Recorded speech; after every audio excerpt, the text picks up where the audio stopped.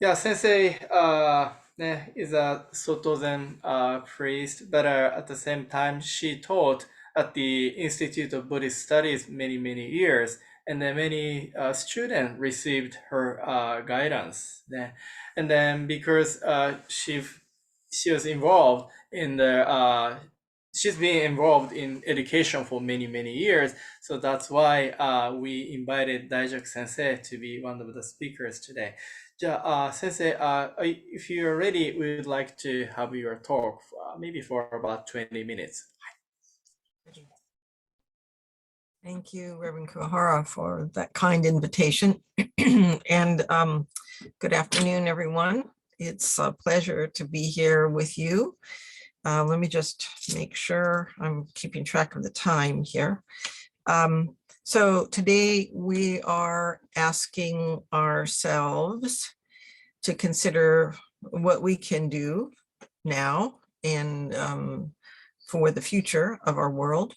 And we're going to think about that by discussing a Buddhist perspective on the fourth of the UN Sustainable Development Goals. And this is the actual text of it: to ensure inclusive and equitable quality education and promote lifelong learning opportunities for all. So pretty simple statement and a very deep statement. So in a sense, by talking about this together, we are engaging in a process of education about education in order to learn how we can best respond to our current and future needs. So to my, to my mind, any form of study, any type of quality education, which is a very interesting term, what is quality education, is at root a process of asking questions. So every question is important.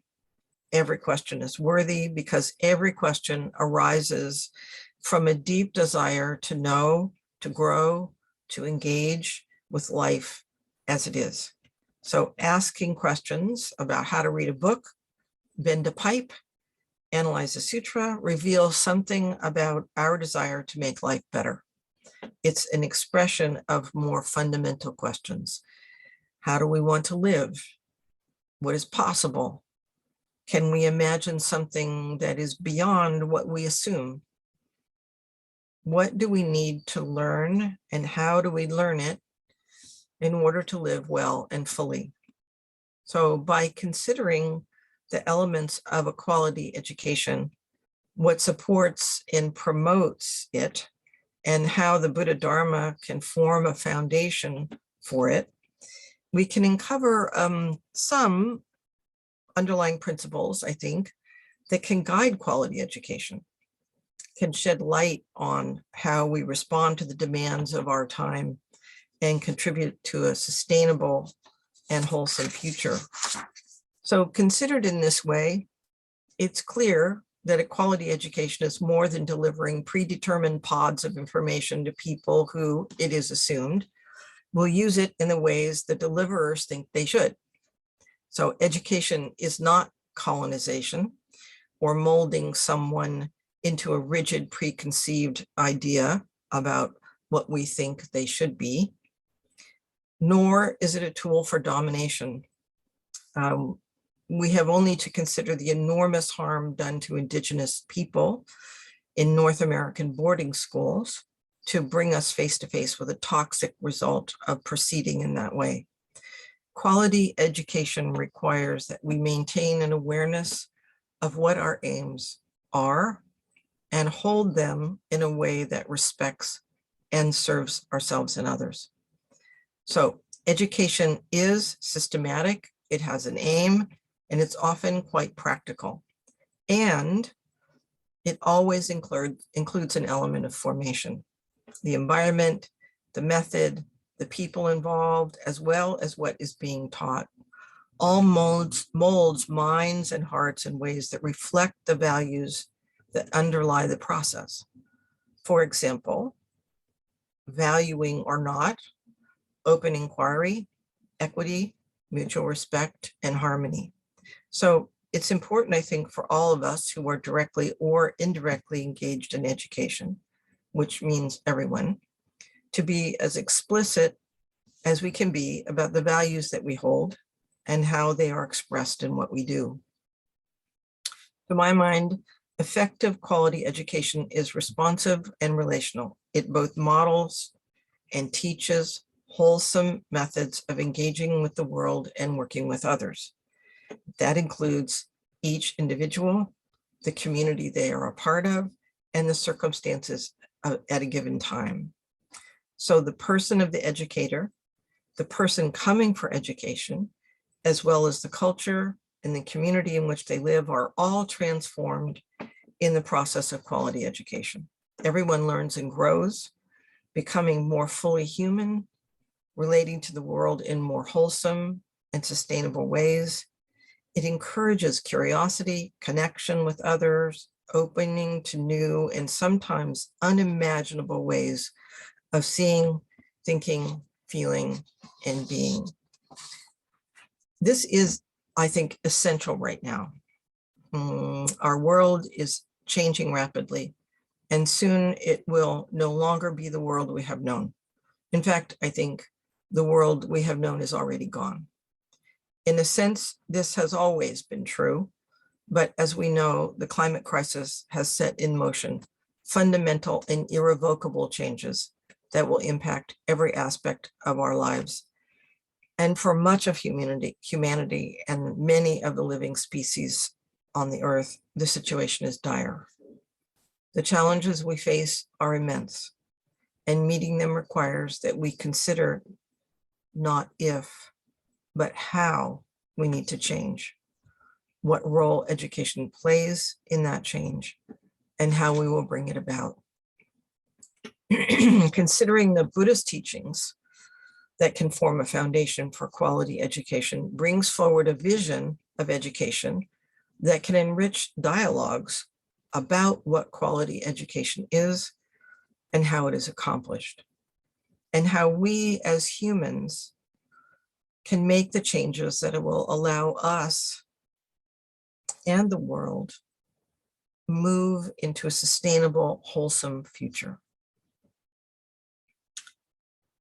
Perhaps the most fundamental aspect when we think in this way is understanding that a Buddhist view of education means we educate for wisdom. This may be true for other systems as well, but I think we know that it is central to a Buddhist view. As we know, wisdom is not merely knowledge, though it includes knowledge. With wisdom, as we say, we see clearly, we see things as they are. We see others as ourselves. And from this view, empathy grows. From empathy, compassion and skillful means arise. This can take place in any educational setting, with any focus or topic. My own experience of education has been exclusively with adults, so it's limited. I'm grateful to my compatriots that we will have more than just my view to talk about today. Primarily, it's been teaching graduate students who intend to serve the wider community as chaplains, advocates, Buddhist ministers, and teachers. And most of my work has been at the Institute of Buddhist Studies, a graduate school and seminary deeply shaped by its Jodo Shin Buddhist roots, with an aim to serve as a place in which Buddhist teachings form the foundation and guiding principles for an educational environment for anyone that wishes to go there. So our students come from multiple Buddhist traditions as well as other religious traditions. And in our classrooms, all perspectives, especially differing ones, are welcomed, respected, and encouraged. And this has been one of the most vital and enriching aspects of my journey as an educator. We always learn from our students, but when we support one another to ask the hard questions, to ask the differing questions, to move together into that realm, then we have the opportunity to truly be transformed. Based on this experience, I chose some key Buddhist teachings and principles that seem essential to me for our discussion today. These reflect my own understanding and experience and my hope for what can guide us. I do hope and expect that more ideas and perspectives will come forward from the group. So I've listed them in no particular order, and as you will see, they overlap each other. First is respect for all beings and all aspects of the world. This is certainly not a principle limited to Buddhism, but I think it has a particular basis in Buddhist teachings that gives it a particular flavor. So central to the Dharma, all forms of the Dharma, is a teaching in one form or another that we and all beings are connected, are interconnected. So deeply it is, for the most part, beyond our imagining. So logically, it makes sense then for us to see one another with care and respect. In terms of education, this is expressed in how we construct and concretely carry out an educational process, looking at what is needed, deeply listening to others, assessing what is doable, carrying it out in wise, kind, life-giving ways, based in a sense of mutuality, respect, and genuine inclusivity. In this view, no one is considered outside the circle of concern. Taking the teachings of interdependence as a basic principle also means viewing the world in which we live as a system. Each of us is a system. Every community is a system. So this requires thinking and acting and educated in a way that sees each individual, each community as a system and as a part of a larger interconnected system. This is essential if we're going to guide people and awaken ourselves. It also means seeing and addressing the systemic nature of inequity, racism, sexism, violence, and all societal ills. We cannot simply look at the individual. We have to look at the system. That is central to our Buddhist teaching. Always look systemically. The teachings of impermanence remind us that having a fixed view of what should be is not only unrealistic, it does not encourage or support what we want to see happen in education, which is change, positive change, growthful change. So interdependence, mutuality, impermanence, these things are shape what we do concretely. So having a clear idea of the aim of an educational endeavor and how we intend to accomplish it is essential. So we have to be clear about what we're doing, what we're trying to accomplish, whatever that is. And at the same time, these must be held with flexibility and openness to something new. It's a reciprocal, responsive, fluid system. Clarity, not clinging, not hiding behind what was, facing our reality and acting with others in real time as effectively as we can, and being willing to change. The Buddhist scholar Jeffrey Hopkins wrote that if we want to fruitfully encounter the teachings of Buddhism, this is a quote from him, it is necessary to build the kind of mind that will not want to sink back and be overcome by inertia, a mind willing to change, willing to see everything change. So let me read that for you again. It is necessary to build the kind of mind that will not want to sink back and be overcome by inertia, a mind willing to change, willing to see everything change.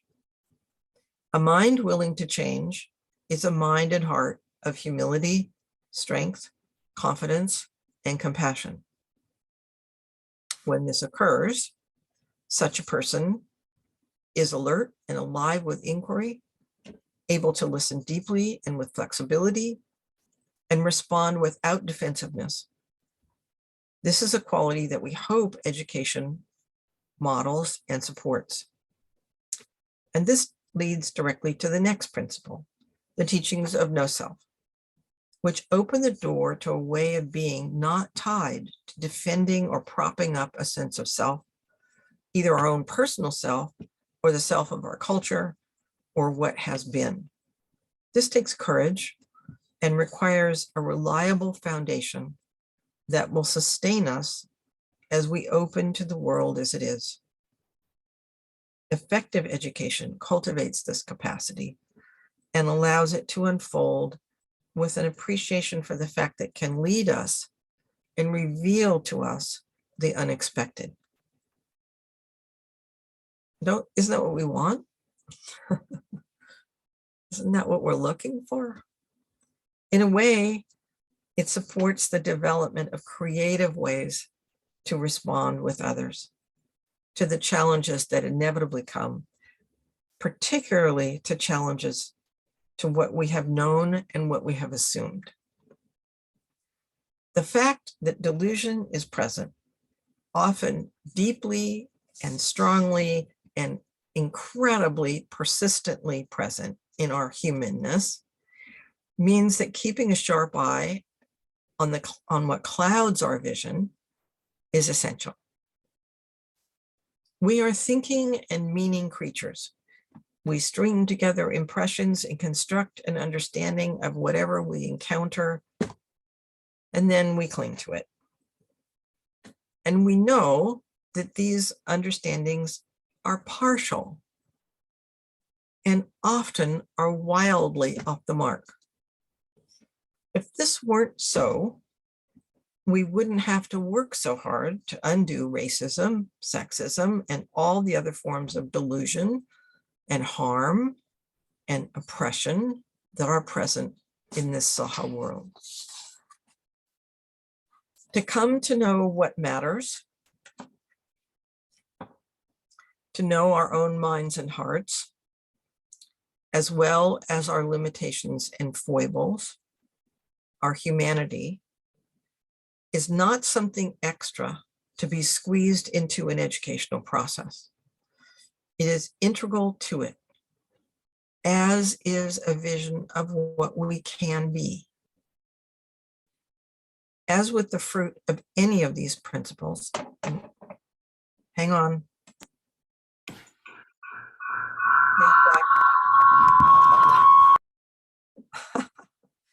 My camera is doing weird things. Hang on. Okay, let's see how that goes. As with the fruit of any of these principles, this can grow in any circumstance. So all of these principles grow as one learns to bend a pipe or read a book or cook something new or write a paper or give a presentation. It doesn't matter what we're learning. The process of learning, when it is full and responsive and alive, is transformative and opens all these doors to us. We are always a student. We are always learning. Openness to being taught and humility are the only viable way to keep education honest and effective.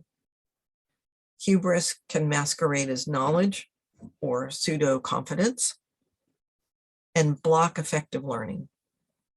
Remembering our humanity with others supports it.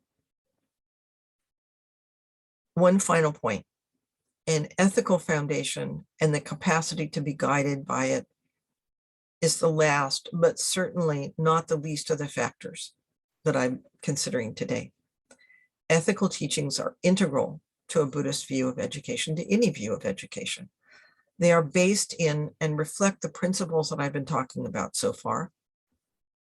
And they help us outline and form a sturdy educational structure, something that we can rely on, something that is, I don't want to say safe, but I want to say kind, compassionate, supportive, possible. So these orienting principles can form a foundation for an educational program.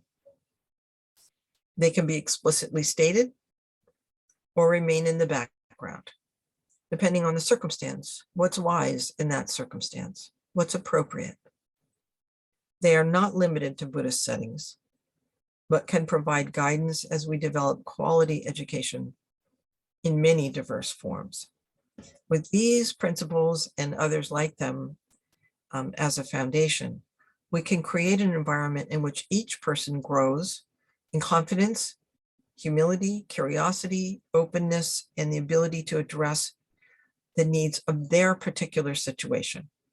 No cookie cutters. This is about their part of the wider world and to be addressed effectively and with others. In such an educational environment, education takes root as a relational process aimed at cultivating wisdom and compassion, mutual respect and reciprocity, gratitude, flexibility, and vitality, and is transformative, not simply informative. To address the needs of the world as it is now and as it will become, I think this is essential.